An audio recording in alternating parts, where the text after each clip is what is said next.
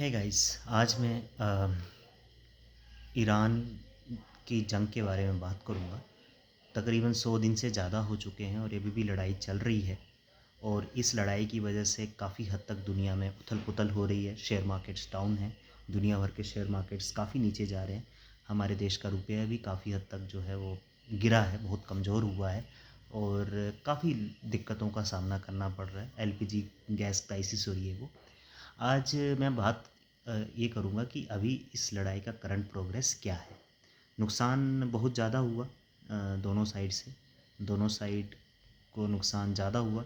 Iran को थोड़ा ज़्यादा नुकसान हुआ क्योंकि ईरान के पास उस तरह के जो है एयर डिफेंस सिस्टम नहीं था जैसा इज़राइल के पास है, वैसा ईरान के पास नहीं था। तो उस वजह से उनको ज़्यादा नुकसान जो है ईरान को देखने को मिला है।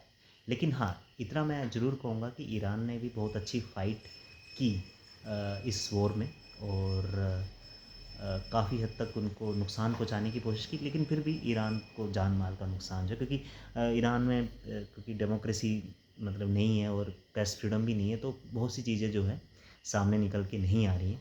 तो ये एक कंसर्न है जिस वजह से उतना नहीं पता चला है। लेकिन हाँ, ईरान में भी बहुत ज़्यादा हालात ख़राब है क्योंकि ईरान पे ऑलरेडी तकरीबन काफ़ी दशकों से जो है सैंक्शंस भी लगे हुए हैं। अभी इस लड़ाई का करंट अपडेट ये है कि यूएस और ईरान के बीच में नेगोशिएशंस हो रहे हैं सर्टेन इश्यूज़ के लेके, सो दैट कि इस लड़ाई को ख़त्म किया जाए, क्योंकि डोनाल्ड ट्रंप को भी अपने देश में काफ़ी ज़्यादा विरोध का सामना करना पड़ रहा है। ख़ासकर जो उनके जो कट्टर सपोर्टर्स हैं, mega supporters, make India make America great again वाले जो सपोर्टर्स हैं मागा, तो वो जो हैं उनसे काफ़ी नाराज़ हैं। और लोग तो ये भी कह रहे हैं कि जो इज़राइल कहता है अमेरिका वही करता है। तो ये भी एक इल्ज़ाम डोनाल्ड ट्रंप पे और वहाँ की गवर्नमेंट पे लगाया जा रहा है। तो उस वजह से अब पीस नेगोशिएशंस हो रहे हैं। बीच में इज़राइल सबोटाज करने की कोशिश कर रहा था इस नेगोशिएशन को और फिर दोबारा लड़ाई हो गई थी, लेकिन अब वो दोबारा बंद हो चुकी है। दोबारा जो है वो नेगोशिएटिंग टेबल पे वो आए। डायरेक्ट बातचीत नहीं हो रही है, किसी थर्ड पार्टी के थ्रू वो आमने सामने नहीं आ रहे। कोई थर्ड पार्टी जो है वो ईरान से भी बातचीत कर रहा है और यूएसए, खासकर ओमान और पाकिस्तान। पाकिस्तान तो खैर हो, चलो, लेकिन हाँ, बातचीत हो रही है। और कुछ सर्टेन पॉइंट्स है, कुछ पॉइंट्स पे ईरान एग्री है, कुछ पॉइंट्स पे ईरान एग्री नहीं है। अमेरिका चाहता है कि सारे पॉइंट्स जो हैं एग्री करा लिए जाएँ, जो कि पॉसिबल नहीं होगा। कुछ पॉइंट्स पे वो एग्री होंगे और कुछ पे नहीं एग्री होंगे। लेकिन हाँ, ऐसा लग रहा है कि विदिन 1 वीक और 2 वीक्स के अंदर जो है कुछ ना कुछ ये डील साइन होगी और फिर जो है पीस इस्टेब्लिश होगा दोनों कंट्रीज़ के बीच में, जो कि बहुत ज़्यादा ज़रूरी भी है। क्योंकि अगर ये लड़ाई ख़त्म होती है तो काफ़ी हद तक जो दुनिया भर में जो एनर्जी का क्राइसिस आया है वो काफ़ी हद तक ख़त्म होगा। बेस्ट चीज़ यही है कि भैया किसी भी कोई भी मतलब कंसर्न है, कोई भी इश्यूज़ है दो कंट्रीज़ के बीच में, वो डिप्लोमेटिकली ही सॉल्व किए जाएँ, ना कि लड़ाई के थ्रू बातें मनवाने की कोशिश की जाए।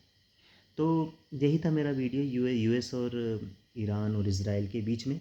और मैं आपको बताना चाहूँगा कि ईरान की एक और शर्त थी इज़राइल को लेकर कि वो लेबनान पे अटैक बंद करे, लेकिन इज़राइल ने लेबनान पे अभी अटैक बंद नहीं किया, क्योंकि इज़राइल चाहता है कि हिजबुल्लाह को पूरी तरह से ख़त्म किया जाए। तो वो हो सकता है कि वहाँ पे वो लड़ाई कंटिन्यू रहे। But on the full note, on the serious note, अब ईरान जो है वो ईरान और यूएस के बीच में लड़ाई जो है वो कागज़ों पे तो ऑफिशियली ख़त्म हो जाएगी। जैसे ही ख़त्म होगी तो चीज़ें नॉर्मलाइज़ होंगी। जो भी शिपिंग रूट्स वगैरह बंद है स्ट्रेट ऑफ हॉर्मुज़ के, वो ओपन होंगे और फिर नॉर्मल जो सप्लाई है इंडिया की तरफ तेल और गैस की, वो होती रहेगी। हालांकि इंडिया भी अब मतलब डाइवर्सिफ़ाई कर रहा है। उन्होंने कुछ अंडमान में तेल के कुएँ और गैस की खोज की है। देखना होगा कि वहाँ पे कितनी गैस है। और भी जगहों पे मतलब ये नॉर्थ ईस्ट में ऑयल एक्सप्लोरेशन और गैस एक्सप्लोरेशन चल रहा है, तो वहाँ पे भी अब खोज की जा रही है इस चीज़ की। तो देखना होगा कि इंडिया कितना सक्सेसफुल होता है। हालाँकि इसमें 2-3 साल लग जाएँगे, 3-4 साल। तो लेकिन हाँ, अगर ये लड़ाई ख़त्म होती है तो चीज़ें जो हैं फिर बाद में स्टेबलाइज होंगी और शेयर मार्केट भी बढ़ने लगेगा। यही था मेरा वीडियो इस कॉन्फ्लिक्ट के रिगार्डिंग। वीडियो कैसा लगा तो ज़रूर आप वीडियो को लाइक कीजिए और हाँ, मेरे चैनल को ज़रूर सब्सक्राइब कीजिए सो दैट मैं और अच्छे अच्छे वीडियोज़ आपके लिए लेकर आऊँ। Thank you.